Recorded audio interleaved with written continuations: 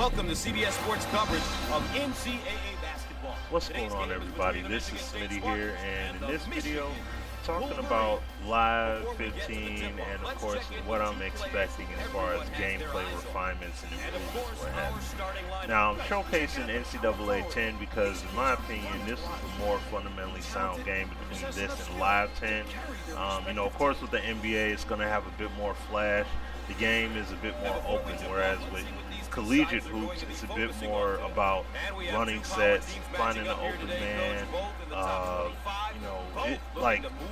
It's not about flash and dash and a ton of individuality, really. It's not really emphasized, depending upon the school and, what kind of system they run. And plus, the theme of this game was in regards to the motion offensive scheme. So whether it was the Princeton offense, flex, whether it was the triangle offense, it was all about motion. And you're going to see here as far as the player movement around the court. For a decent amount, you had legitimate offensive and defensive AI reactivity. The ball physics were not that bad when it came to player contact, even though this game here, clearly you had a bunch of, this game was on canned animations, predetermined animations pretty much. So it didn't do a bad job in terms of a quality product that depicted fundamental basketball in a pure form, but could have been a lot better. Now the thing is, at least to me, this game has more fundamentals than NBA 2K does right now, and that's the thing that really is lacking from that series. Now, seeing that they just got Scott O'Gallagher over there at 2K, hopefully he can lend a hand with, and lend his insight to helping them achieve a more fundamentally sound basketball game, over there. Like, the fundamentals are there, but they are not reflected as well as they should be in the game. A game that really curves you to play more of a fundamental style of basketball. And that's what this game gave you. Now, in regards of Live 14, we all know that game was it was very abysmal, okay, in terms of the quality of it. Now, looking at that game and what it actually had, we're not talking about exploits and glitches and shortcomings. We're talking about just what the game had at its core. That game did give you the best basketball out there in terms of fundamental basketball. And I have an article to support that from Good Game Brothers. Shout out to them. They did an article a while back where they're talking about the defensive side of the ball and how defense is played by these particular teams. And they did a comparison with the real life clip and then shown it in how Live 14 did it pretty much close, nearly one-to-one to the real life real life footage, and where 2K14 faltered in that area. So, I'll now have that all linked in the description so you can check that out. But that's the key thing that the game had. Another good thing it had was that you can actually spread the floor. There was a good amount of spacing, especially when it came to running your plays. The court didn't feel congested. Whether it was an isolation or you were running some kind of set or screen and roll or screen and fade, whatever. But outside of that, the game was so stiff and it was so raw that people couldn't. Unless you played through all of it, it was really hard for you to pick that up from watching someone's video on YouTube. And this is where the game definitely needs to refine. They need to refine as far as the animation quality. They need to refine as far as graphics. I know you guys seen the screenshot in regards to the, how the players are looking. You've seen the trailer. If you didn't, I'll link that in the description as well in terms of the graphical improvements they're going for. But we definitely need to see as far as the gameplay aspect, from the articles that were put out recently last week by Sean O'Brien. He had a nice 4-page in-depth interview where they talked about the shortcomings of Live 14, as well as what their agenda is for 15 as well as beyond.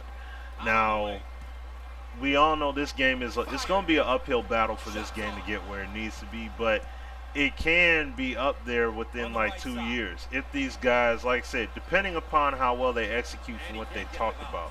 Like they were talking about making the dribbling simpler, a la NBA Live 10. So looking forward to see how that's going to play out, as well as like I said, the motion mechanics here in terms of playing the offense, on how your offensive schemes are ran, making it more simplistic, like NCAA Basketball 10, like O'Brien had mentioned. So it'll be interesting to see, because I really like the mechanics in here in terms of running your offense. It was very streamlined, very simple. So I really liked it. So we'll see how that dynamic plays out. Let's see. Outside of that, like I said, player models. I would like to see a better variety of post moves, a better variety of size up moves.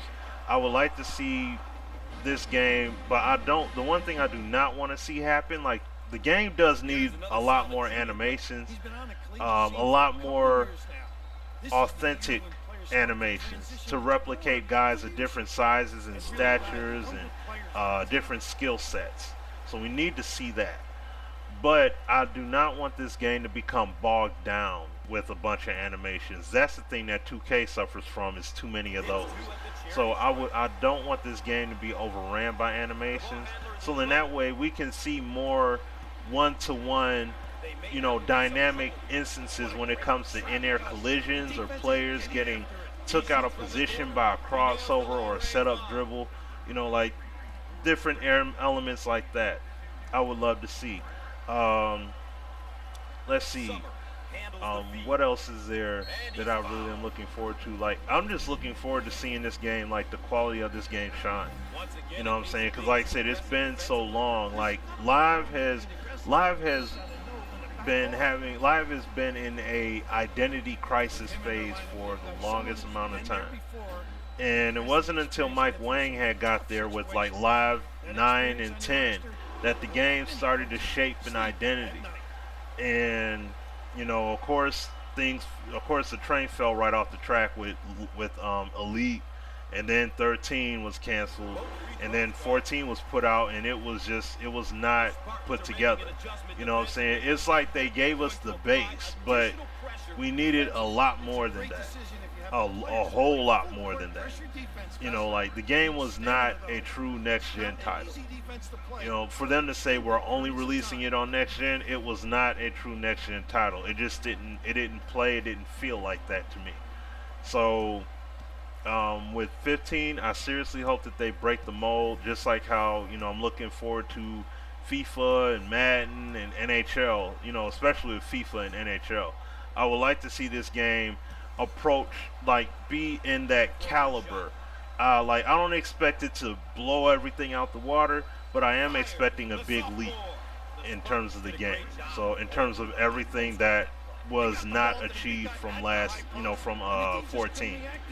So on that note, guys, how do you feel? Like, where's your stance on this game? Like, do you believe that this game can possibly make a potential dent in regards to 2K? And I mean, of course, I'm not saying they're going to slay the giant, but what I'm saying is, can they make a possible dent with this title this year? Like, whether it's fundamentals, or maybe there's a smoother transition to animations, maybe the ball physics are better. Like, who knows what they're going to come with? You know what I'm saying? I mean, all we've seen was screenshots and stills. So until we see the game actually run and move in motion, who knows? So whatever your guys' thoughts are, like, I would love to hear them in the comment section below. So, and like I said, I'll link everything down below so y'all can check that out. As far as the gameplay is concerned, read the articles, see where Sean O'Brien is coming from, and however you believe it, if it's truth or if it's nonsense, let your thoughts be known, guys. All right. Well, this is Smitty, and I'll holler at y'all next time, alright? Peace. Every Thursday night, tune in to the Sim Standard Radio Show featuring myself, Sim F-Ball Critic, and Azure Effect. The link is in the description to listen in and to call in. The number is 914-338-0794.